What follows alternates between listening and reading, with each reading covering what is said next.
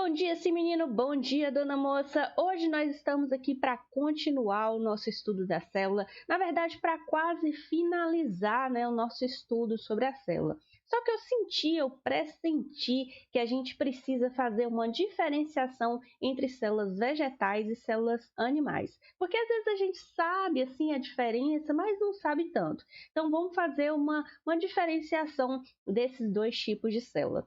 Na verdade, as células vegetais e animais, elas são bem parecidas em vários aspectos. Elas têm vários aspectos moleculares em comum, elas têm muitas organelas em comum, mas elas têm algumas diferenças e a gente precisa ter claro quais são elas. Então, vamos começar primeiro com as células vegetais. Então, estamos aqui com a representação de uma célula vegetal que, como eu falei para vocês, apresenta muitos aspectos em comum com as células animais, muitos aspectos moleculares, algumas organelas que elas têm em comum, como por exemplo a gente vê aqui o complexo golgiense, que está presente tanto em células animais como vegetais, as mitocôndrias aqui, o próprio retículo endoplasmático aqui, todos em comum entre as células vegetais e animais. Só que as células vegetais, elas se diferenciam das células animais em alguns aspectos muito importantes, como por exemplo,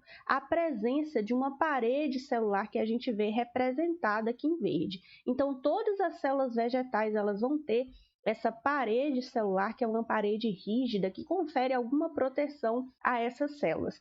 Ah, professora, mas células vegetais, então quer dizer que elas não têm membrana plasmática? Elas só têm parede celular? Não, gente, cuidado com isso. Às vezes os alunos eles tendem a pensar que as células vegetais elas não têm membrana plasmática, mas elas têm sim, tá? Membrana plasmática. Aqui está então a parede celular, ó, está aqui representado nesse verde mais escuro, e a membrana plasmática está logo abaixo aqui. Então, a célula vegetal ela tem tanto parede celular como membrana plasmática. Uma outra característica muito importante das células vegetais é a presença de um vacúolo. As células vegetais elas têm um vacúolo geralmente muito grande, geralmente ocupa um bom volume da célula, esse vacúolo, que desempenha várias funções. E apesar de células animais também terem alguns tipos de vacúolos, os vacúolos das células vegetais eles são maiores. Outra característica importante presente somente em células vegetais são os plastídeos, ou também chamados de plastos. E entre eles, o mais importante são os cloroplastos, que estão aqui representados. Então, só células vegetais têm cloroplastos, ou pelo menos só células vegetais produzem esses cloroplastos. E os centríolos, que são aquelas estruturas que estão relacionadas lá com o citoesqueleto, ou os lisossomos, que são estruturas relacionadas com a digestão celular. Será que célula vegetal tem essas estruturas aqui? Na verdade, algumas plantas, algumas células vegetais vão ter centríolos e outras não. Enquanto que os lisossomos, alguns autores vão falar que as células vegetais elas possuem sim os lisossomos, que seriam os vacúolos, teriam esses lisossomos, fariam as vezes desses lisossomos, e outros autores vão dizer que não, que as células vegetais elas não têm lisossomos. Então fica aí esse questionamento para nós, mas de fato aquela estrutura como as células animais têm, a estrutura de lisossomo como as células animais têm, as células vegetais não têm. Mas vamos ver cada uma dessas estruturas aqui com mais detalhe, ou pelo menos cada uma das mais importantes dessas estruturas aqui com mais detalhe, e para isso a gente tem que mudar de cenário. E aqui estamos e vamos falar primeiro da parede celular, que é um tipo de matriz extracelular, é uma estrutura que fica fora da célula, que promove então a proteção da célula ao passo que permite com que ela interaja com o meio exterior e com outras células. Essa proteção aqui, gente, é principalmente contra infecções, contra fungos, contra bactérias, mas também contra substâncias tóxicas que a célula porventura entra em contato. Por exemplo, metais pesados, se a célula entrar em contato com metais pesados, essa parede celular aqui pode imobilizá-los e não permitir com que eles entrem na célula. Então, essas são as funções da parede celular, mas ela também promove a sustentação da célula e ela também limita o volume da célula, porque vejam só, as células vegetais normalmente elas estão em meio hipotônico, ou seja, tem mais água fora da célula do que dentro da célula. Então ela tende a ganhar muita água. Essa parede celular, então, limita o volume da célula, não permite com que ela estoure de tanto que ela ganha água, né? Só que a parede celular, ela também tem uma importância econômica. A parede celular é uma importante fonte de fibra alimentar.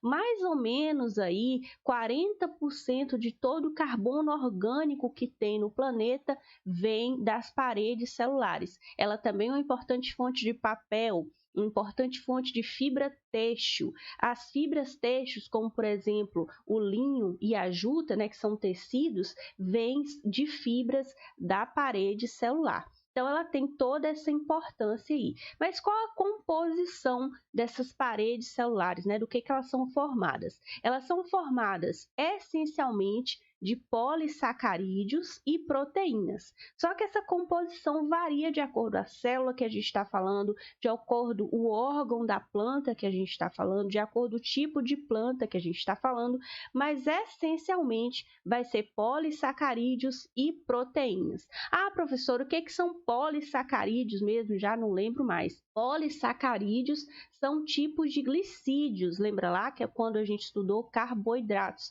Então, polissacarídeos são vários milhares de monossacarídeos juntos, formando essas estruturas complexas que são os polissacarídeos. E esses polissacarídeos são os mais abundantes na parede celular. É o que mais tem na parede celular é esse polissacarídeo, sendo que o principal deles é a celulose. Vocês já devem ter ouvido falar nesse nome aqui, celulose, que é uma importante fonte de papel para nós humanos. Então, essa celulose é o principal componente da parede celular das plantas, dos vegetais.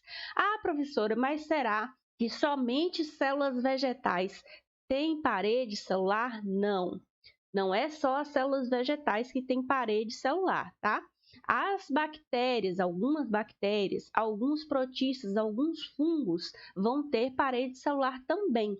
Só que lembrem-se que a parede celular dos vegetais é de celulose, enquanto que a parede celular, por exemplo, de algumas bactérias vai ser de uma substância chamada peptidoglicano. Ok? Então, parede celular de celulose é das plantas. Tem outros seres que têm parede celular? Tem. Só que esses seres não têm parede celular de celulose, beleza? Agora, como eu falei para vocês, essa parede celular ela confere proteção às células, mas ao mesmo tempo ela permite com que essas células elas vão interagir entre elas. O que acontece? As células das plantas, assim como as células dos animais, né, formam os tecidos e órgãos. Então essas células elas precisam interagir entre elas, elas precisam ter comunicação entre elas para formar essas estruturas. E essa comunicação se dá por sítios específicos de ligação que a gente chama de plasmodesmatas ou plasmodesmos. Olha que nome bonito retado. Plasmodesmatas ou plasmodesmos são então esses sítios de ligação entre as células vegetais. Então, o citoplasma de células vegetais adjacentes ou de células vegetais vizinhas vão estar conectados por esses canais revestidos de membrana que a gente observa aqui, ó, que são então esses plasmodesmatas ou plasmodesmos.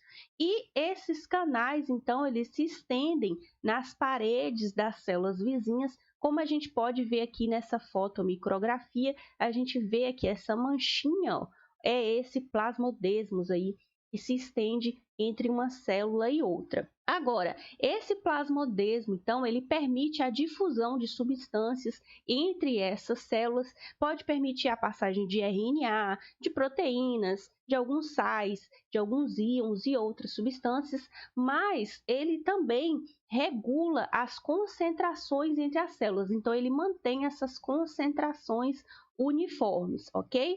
Então, tem essas estruturas de comunicação que permite a difusão de substâncias, inclusive passagem de substâncias relativamente grandes, como proteínas, mas regula a concentração entre uma célula e outra.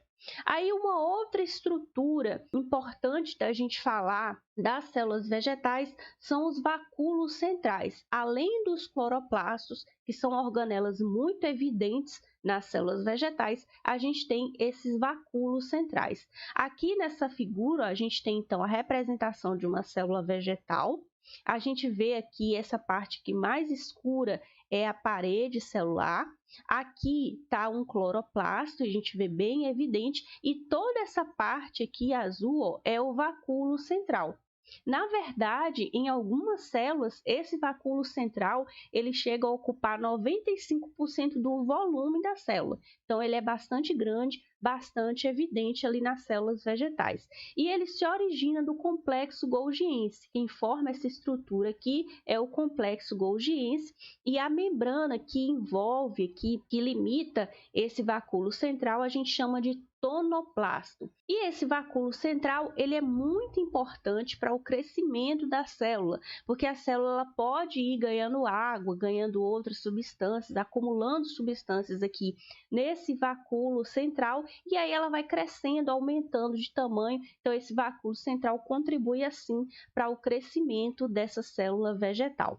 Agora, além da água que está contida aqui nesse vacúolo central, o conteúdo do vacúolo ele varia bastante de uma célula para outra, de um órgão para outro da planta, de um tecido para outro da planta.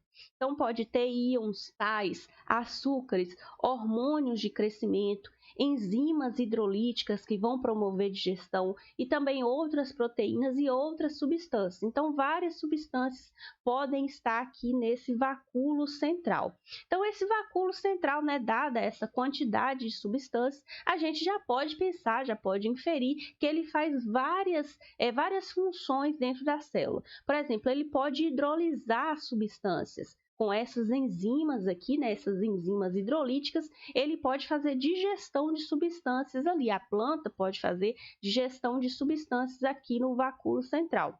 Também é um lugar de acúmulo de substâncias. Pode acumular, então, metabólitos, catabólicos, inclusive substâncias tóxicas que, porventura, possam ser prejudiciais para a célula pode enviar essas substâncias para esses vacúolos e essas substâncias vão ser neutralizadas ali, vão ser imobilizadas ali. E o vacúolo também serve de depósito de açúcares, por exemplo, mas também de depósito de substâncias tóxicas ou de substâncias que têm um gosto ruim, que defendam a planta de predadores, por exemplo, podem estar todas aqui nesse vacúolo central. Ok? Então, para a célula vegetal, o que é importante a gente lembrar? É importante a gente lembrar que a célula vegetal ela tem parede celular e essa parede confere proteção à célula, ao passo, né, que permite com que ela se comunique com outras células. A célula vegetal tem cloroplasto. Ah, professora, mas você não falou de cloroplasto nessa aula. Mas eu já tinha falado de cloroplasto numa aula anterior, então corre lá no vídeo de cloroplasto e vê lá que é bem importante para o entendimento das células vegetais. E a célula vegetal também tem esse vacúolo aqui, esse vacúolo bastante grande, que então pode conter vários tipos de substâncias. Ok? E agora, como sempre, para finalizar, vamos fazer um exercício. E é uma questão lá da Universidade Federal Fluminense de 2005. Ah, professora, que questão antiga. É antiga, mas é muito boa, vocês vão ver. Então, vamos lá. O acúmulo de metais pesados no solo, como o cádmio, o zinco e o chumbo, resultante de atividades industriais, tem grande impacto na biota desses locais. Apesar de serem requeridos em pequenas quantidades pelos organismos, o excesso desses metais é tóxico para a maioria das espécies e compromete sua sobrevivência. Algumas espécies de plantas são capazes de crescer em solos que contêm grandes quantidades desses metais. Nas células dessas plantas podem ser encontrados diferentes mecanismos para a resistência a esses metais, como a imobilização por polissacarídeos, a exemplo da pectina, e a formação de complexos com ácidos orgânicos no interior da organela, que ocupa o maior volume da célula desenvolvida. Os locais na célula onde ocorrem os mecanismos citados são, respectivamente. Então, ele está querendo saber quais são os locais que ocorrem esses mecanismos que ele falou aqui, que são mecanismos de defesa contra esses metais que é tóxico para a célula. Então, ele nos diz aqui que ocorre então a imobilização por polissacarídeos, né? Ocorre essa imobilização e ocorre também a formação de complexos no interior de uma organela que ocupa o maior volume da célula desenvolvida, tá? Então, são esses dois locais aqui que ele quer saber. Primeiro, onde é que pode ocorrer imobilização por polissacarídeos na célula? Onde é que ocorre aqui esses polissacarídeos que eu falei para vocês, que eu falei inclusive que o principal desses polissacarídeos da maioria das plantas é a celulose. Então, onde é que vai ocorrer isso aqui? Vai ser lá na parede celular, né? Que é onde vai ocorrer esses polissacarídeos. Então, muito provavelmente, essa imobilização aqui por polissacarídeos é na parede celular. Agora, ele fala aqui que ocorre, então, a formação desses complexos orgânicos aqui no interior da organela que ocupa o maior volume da célula desenvolvida. Qual é essa organela, então, que ocupa esse maior volume aí que a gente conversou? Justamente o vacúolo. Eita, a letra tá bonita que tá retada, mas é porque a professora não aprendeu a escrever com isso aqui ainda. Mas enfim, então vai ser parede celular, né, e vacúolo. E onde é que estão esses dois aqui, ó? Membrana plasmática e cloroplasto? Não pode ser, né, gente? Cloroplasto nada tem a ver com neutralização de substâncias tóxicas. Parede celular e vacúolo? Eu acho que é essa aqui a nossa resposta, hein? Microtúbulos e lisossomos? Microtúbulos nada tem a ver com isso, né? E lisossomos, a gente já conversou que fica aquela dúvida lá se plantas têm lisossomos ou não, mas eles também não têm relação com isso. Parede celular e ribossomos, parede celular poderia até ser, mas ribossomos tem relação com a síntese de proteínas e não com a imobilização de substâncias tóxicas. Membrana plasmática e vacúolo, a membrana plasmática tem alguma coisa a ver com polissacarídeos? Não, né? A membrana plasmática é proteínas e lipídios. Então, ficamos com a letra B de briófitas. Então é isso, minha gente. Essa foi a nossa aula de célula vegetal. Teria muito mais coisa para a gente falar de célula vegetal no contexto da botânica, mas no contexto da citologia, vamos ficando por aqui para a gente conseguir fazer essa diferenciação entre célula vegetal e célula animal. E eu espero que vocês tenham gostado, espero que tenha ajudado vocês. Dúvidas, sugestões, comentários, deixe aqui que eu vou tentar responder o mais breve possível. Até mais e até a próxima!